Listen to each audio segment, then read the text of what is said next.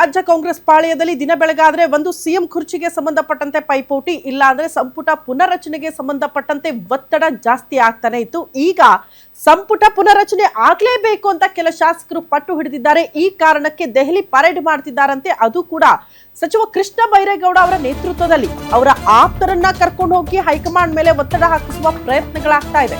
ರಾಜ್ಯದಲ್ಲಿ ಸಚಿವ ಸಂಪುಟ ಪುನರ್ರಚನೆ ಆಗೋದು ಫಿಕ್ಸ್. ಕಾಂಗ್ರೆಸ್ ನಾಯಕರಲ್ಲಿ ಟೆನ್ಷನ್ ಹೆಚ್ಚಾಗಿದೆ. ಈ ವಿಚಾರಕ್ಕೆ ಸಂಬಂಧಪಟ್ಟಂತೆ ಏನಾಗುತ್ತೆ, ಸಂಪುಟ ಪುನರ್ರಚನೆ ಆದ್ರೆ ಯಾರು ಔಟ್ ಆಗಬಹುದು, ಯಾರು ಇನ್ ಆಗಬಹುದು ಅನ್ನುವಂತಹ ಚರ್ಚೆಗಳು ಕಾಂಗ್ರೆಸ್ ಪಾಳೆಯದಲ್ಲಿ. ಯಾವ ಜಿಲ್ಲೆಯಲ್ಲಿ ಯಾರಿಗೆ ಕೋಕು ಕೊಡಬಹುದು, ಯಾರಿಗೆ ಮಂತ್ರಿಗಿರಿ ಲಕ್ ಇದೆ, ಗ್ಯಾರಂಟಿ ನ್ಯೂಸ್ ನಲ್ಲಿ ಬಿಗ್ ಎಕ್ಸ್ಕ್ಲೂಸಿವ್ ಲಿಸ್ಟ್ ಅನ್ನ ನಿಮ್ಮ ಮುಂದೆ ಇಡ್ತಾ ಇದೀವಿ.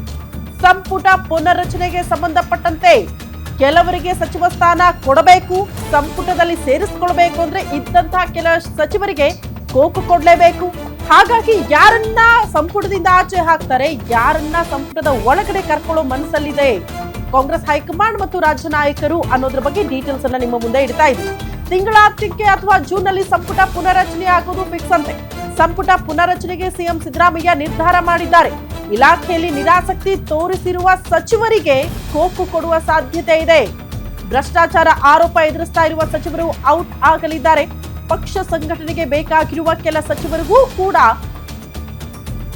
ಪಕ್ಷ ಸಂಘಟನೆಗೆ ಯಾರು ಒತ್ತು ಕೊಡ್ತಾ ಇಲ್ವೋ, ಯಾರು ನಕಾರ ಮಾಡ್ತಿದ್ದಾರೋ ಅವ್ರನ್ನ ಕೂಡ ಸಂಪುಟದಿಂದ ಕಿತ್ತಾಕಬೇಕು ಅಂತ ಸಿಎಂ ಸಿದ್ದರಾಮಯ್ಯ ನಿರ್ಧಾರ ಮಾಡಿದ್ದಾರೆ ಅನ್ನೋದ್ರ ಡೀಟೇಲ್ಸ್ ಸದ್ಯ ಸಿಗ್ತಾ ಇದೆ. ಅಲ್ಲಿಗೆ ಸಂಪುಟ ಪುನರ್ರಚನೆ ಆಗ್ಲೇಬೇಕು ಅಂತ ಸಿದ್ದರಾಮಯ್ಯನವರ ಒತ್ತಡ ಏನಿತ್ತು, ಮೋಸ್ಟ್ಲಿ ಆ ಕಡೆಗೆ ಒಲವು ಜಾಸ್ತಿ ಇದೆ ಅನ್ನೋದ್ರ ಬಗ್ಗೆ ಡೀಟೇಲ್ಸ್ ಸಿಗ್ತಾ ಇದೆ. ಭ್ರಷ್ಟಾಚಾರ ಆರೋಪ ಎದುರಿಸ್ತವ್ರು, ಸರಿಯಾಗಿ ಕೆಲಸ ಮಾಡದೇ ಇರೋರು, ಇಲಾಖೆಯ ವಿಚಾರಕ್ಕೆ ಸಂಬಂಧಪಟ್ಟಂತೆ ಆಕ್ಟಿವ್ ಇಲ್ಲದೆ ಇರೋರು, ಪಕ್ಷ ಸಂಘಟನೆಗೆ ಒತ್ತು ಕೊಡದೇ ಇರೋರು, ಇಂಥವ್ರನ್ನೆಲ್ಲ ಸಂಪುಟದಿಂದ ಕೈ ಬಿಟ್ಟು ಹೊಸ ಮುಖಗಳಿಗೆ ಆದ್ಯತೆ ಕೊಟ್ಟು ಸಂಪುಟಕ್ಕೆ ಒಂದ್ ಸ್ವಲ್ಪ ಬೂಸ್ಟರ್ ಡೋಸ್ ಕೊಡೋಣ ಅನ್ನೋ ರೀತಿಯಲ್ಲಿ ಸಿಎಂ ಸಿದ್ದರಾಮಯ್ಯ ನಿರ್ಧಾರ ಮಾಡಿದ್ದಾರೆ ಅನ್ನೋದ್ರ ಡೀಟೇಲ್ ಸಿಗ್ತಾ ಇದೆ. ಹಾಗಾಗಿ ಕೆಲ ಸಚಿವರಿಗೆ ನಮ್ಮ ಸ್ಥಾನ ಭದ್ರಾನ ಇಲ್ವಾ, ಕೈ ಬಿಡ್ತಾರ, ಇಂಥ ಆತಂಕವನ್ನ ಫೇಸ್ ಮಾಡ್ತಿದ್ದಾರೆ. ಈ ಬಗ್ಗೆ ಮತ್ತಷ್ಟು ಡೀಟೇಲ್ಸ್ ಅನ್ನ ಕೊಡ್ತಾ ಹೋಗ್ತಾರೆ metro bureau chief Maruti Pavagada ನೇರ ಸಂಪರ್ಕದಲ್ಲಿ ಜಾಯಿನ್ ಆಗ್ತಿದ್ದಾರೆ.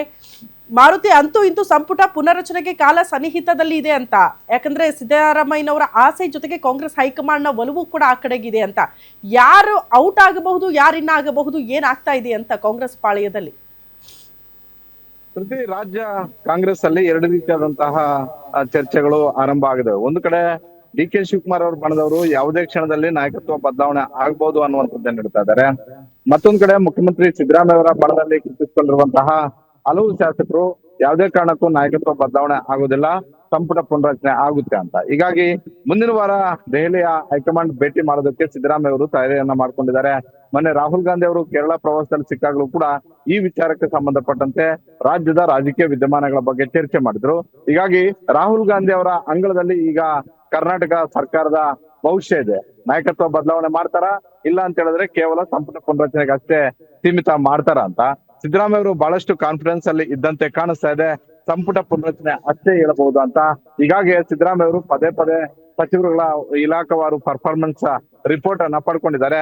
ಒಂದು ಕಡೆ ಸಚಿವರು 3 ವರ್ಷಗಳಲ್ಲಿ ಮಾಡಿರುವಂತಹ ಇಲಾಖೆಯ ಸಾಧನೆಗಳು, ಮತ್ತೊಂದ್ ಕಡೆ ಅವ್ರು ಮಾಡಿರುವಂತಹ ಎಡವಟ್ಟುಗಳು, ಮಗದೊಂದ್ ಕಡೆ ಅವ್ರ ವಿರುದ್ಧ ಕೇಳ್ಬಂದಿರುವಂತಹ ಭ್ರಷ್ಟಾಚಾರದ ಆರೋಪಗಳು, ಇನ್ನೊಂದ್ ಕಡೆ ಏನಂತ ಹೇಳಿದ್ರೆ ಕೇವಲ ಸಚಿವರಾಗಿ ಸರ್ಕಾರದ ಸೇವೆ ಮಾಡಿದ್ರೆ ಆಗುದಿಲ್ಲ, ಪಕ್ಷಕ್ಕೆ ಅವ್ರ ಕಾರಣಕ್ಕೆ ಎಷ್ಟಿದೆ ಅಂತ. ಇದನ್ನ ಸಿದ್ದರಾಮಯ್ಯ ಅವ್ರಿಗಿಂತಲೂ ಕೂಡ ಹೆಚ್ಚು ಅಳೆದೋಗಿರುವಂತದ್ದು ಡಿಸಿಎಂ ಡಿ ಕೆ ಶಿವಕುಮಾರ್. ಯಾಕಂತ ಹೇಳಿದ್ರೆ ಅವರು ಕೆಪಿಸಿಸಿ ಅಧ್ಯಕ್ಷರಾಗಿರೋದ್ರಿಂದ ಯಾವ್ಯಾವ ಸಚಿವರು ಅವ್ರಿಗೆ ಕೊಟ್ಟಂತಹ ಜಿಲ್ಲಾ ಉಸ್ತುವಾರಿ ಟಾಸ್ಕ್ಗಳನ್ನ ಸಂಘಟನೆ ವಿಚಾರದಲ್ಲಿ ನಿಭಾಯಿಸಿದ್ರು. ಈಗ 3 ವರ್ಷ ಯಾವುದೇ ಸರ್ಕಾರ 3 ವರ್ಷ ಕಂಪ್ಲೀಟ್ ಮಾಡೋದು, ಅದರಲ್ಲೂ ಒಂದು ಸರ್ಕಾರದಲ್ಲಿ 3 ವರ್ಷಗಳ ಕಾಲ ಸುದೀರ್ಘವಾಗಿ ಸಚಿವರಾಗಿರುವಂತದ್ದು ದೊಡ್ಡ ಸಾಧನೆ ಅಂತಾನೆ ಹೇಳ್ಬೋದು. ಹೀಗಾಗಿ ಹಲವು ಸಚಿವರುಗಳಿಗೆ 2.5 ವರ್ಷ ತುಂಬಿದ ತಕ್ಷಣವೇ ಸಂಪುಟ ಪುನರಚನೆ ಆಗುತ್ತೆ, ನಾವು ಸಚಿವ ಸ್ಥಾನವನ್ನ ಕಳ್ಕೊಳ್ತೀವಿ ಅನ್ನುವಂತ ಒಂದು ಆತಂಕದಲ್ಲಿದ್ರು. ಆದ್ರೆ ಕಾಂಗ್ರೆಸ್ ಹೈಕಮಾಂಡ್ ಯಾವುದೇ ಸ್ಪಷ್ಟ ನಿರ್ಧಾರ ತೆಗೆದುಕೊಳ್ಳದೆ ಇದ್ದಿದ್ರಿಂದ ಈಗ 3 ವರ್ಷ ಕಂಪ್ಲೀಟ್ ಆಗಿದೆ. ಈ ಹೊತ್ತಲ್ಲಿ ಗತಾಯ ಸಂಪುಟ ಪುನರಚನೆ ಆಗ್ಲೇಬೇಕು ಅನ್ನುವಂತ ಒಂದು ರೀತಿಯಲ್ಲಿ ಹಿರಿಯ ಶಾಸಕರು ಪಟ್ಟು ಹಿಡಿದಿರುವಂತದ್ದು. ಪ್ರತಿ ಜಿಲ್ಲೆಯೂ ಕೂಡ ಬಹಳ ಜನ ಹಿರಿಯ ಶಾಸಕರು ದೊಡ್ಡ ರೀತಿಯಲ್ಲಿ ಲಾಬಿಯನ್ನ ಮಾಡ್ತಾ ಇದಾರೆ. ಈ ಹಿಂದೆ ಕಾಂಗ್ರೆಸ್ ಹೈಕಮಾಂಡ್ ನಾಯಕರಾದಂತಹ ಮಲ್ಲಿಕಾರ್ಜುನ ಖರ್ಗೆ ಅವರನ್ನ ಭೇಟಿ ಮಾಡಿದ್ರು. ಸಿದ್ದರಾಮಯ್ಯ ಅವರನ್ನ ಕಾಂಗ್ರೆಸ್ ಶಾಸಕಾಂಗ ಪಕ್ಷದ ಸಭೆಯಲ್ಲೂ ಕೂಡ ಕೇಳಿದ್ರು, ಯಾಕೆ ಇನ್ನು ಸಂಪುಟ ಪುನರಚನೆ ಮಾಡ್ತಾ ಇಲ್ಲ ಅನ್ನುವಂಥದ್ದನ್ನ ಮೊನ್ನೆ ಮಲ್ಲಿಕಾರ್ಜುನ್ ಖರ್ಗೆ ಅವರ ಭೇಟಿಗೆ ಹೋದಂತ ಒಂದು ಸಂದರ್ಭದಲ್ಲಿ ರಾಹುಲ್ ಗಾಂಧಿ ಅವರ ಸಮಯವನ್ನ ನಿಗದಿಪಡಿಸಲೇಬೇಕು ಅನ್ನುವಂತ ಒಂದು ಒತ್ತಾಯವನ್ನ ಮಾಡಿದ್ರು. ಅದರಲ್ಲೂ ಸಿದ್ದರಾಮಯ್ಯ ಅವರ ಬಣದಲ್ಲಿ ಗುರುತಿಸಿಕೊಂಡಿರುವಂತಹ ಟಿ.ಬಿ. ಜಯಚಂದ್ರ ಅವರಾಗಿರ್ಬೋದು, ಪುಟ್ಟರಂಗ ಶೆಟ್ಟಿ ಅವರಾಗಿರ್ಬೋದು, ತನ್ವೀರ್ ಶೇಟ್ ಅವರಾಗಿರ್ಬೋದು, ಹಾಗೂ ಬೆಳಗಾವಿ ಭಾಗದ ಹಲವು ಶಾಸಕರು, ಅದರಲ್ಲೂ ಬಿಜೆಪಿಯನ್ನ ತೊರೆದು ಕಾಂಗ್ರೆಸ್ಗೆ ಬಂದು ಕಾಂಗ್ರೆಸ್ ಅಲ್ಲಿ ಸಂಘಟನೆ ಮಾಡಿದಂತಹ ಲಕ್ಷ್ಮಣ ಸವದಿ ಸೇರಿದಂತೆ ಈ ರೀತಿಯಾಗಿ ಪ್ರತಿ ಜಿಲ್ಲೆಯಲ್ಲೂ ಕೂಡ ಹಲವು ಹಿರಿಯ ಶಾಸಕರು ನಮಗೆ ಅವಕಾಶವನ್ನ ಮಾಡಿಕೊಡಿ ಅನ್ನುವಂತ ಒಂದು ಒತ್ತಾಯವನ್ನ ಮಾಡ್ತಾ ಇರುವಂತದ್ದು. 4-5 ಬಾರಿ ಗೆದ್ದು ಬಂದ್ರು ಕೂಡ ಯಾಕೆ ಹಿಂದೆ ಮುಂದೆ ನೋಡ್ತಾ ಇರುವಂತದ್ದು. ಹೀಗಾಗಿ ಕಾಂಗ್ರೆಸ್ ಹೈಕಮಾಂಡ್ ಮುಂದಿನ ವಾರ ದೆಹಲಿಗೆ ಹೋದಂತ ಒಂದು ಸಂದರ್ಭದಲ್ಲಿ ಸಿದ್ದರಾಮಯ್ಯ ಅವರು ಒಂದ್ ಕಡೆ ಹೋಗ್ತಾ ಇದಾರೆ, ಮತ್ತೊಂದ್ ಕಡೆ ಹಿರಿಯ ಶಾಸಕರು ಕೂಡ ಹೋಗ್ತಾ ಇದಾರೆ. ಸಂಪುಟ ಪುನರಚನೆ ಮಾಡ್ಲೇಬೇಕು ಅನ್ನುವಂತ ಒಂದು ಒತ್ತಾಯವನ್ನ ಮಾಡೋದು ಶಾಸಕರ ಅಭಿಪ್ರಾಯ ಆದ್ರೆ, ಮತ್ತೊಂದ್ ಕಡೆ ಸಿದ್ದರಾಮಯ್ಯ ಅವರು ಸೇಫ್ ಆಗುವ ಸಲುವಾಗಿ ಸಂಪುಟ ಪುನರಚನೆಗೆ ಒತ್ತು ಕೊಡ್ತಾ ಇದ್ದಾರೆ. ಓಕೆ ಮಾರುತಿ, ಧನ್ಯವಾದಗಳು ತಮ್ಮೆಲ್ಲ ಮಾಹಿತಿಗೆ.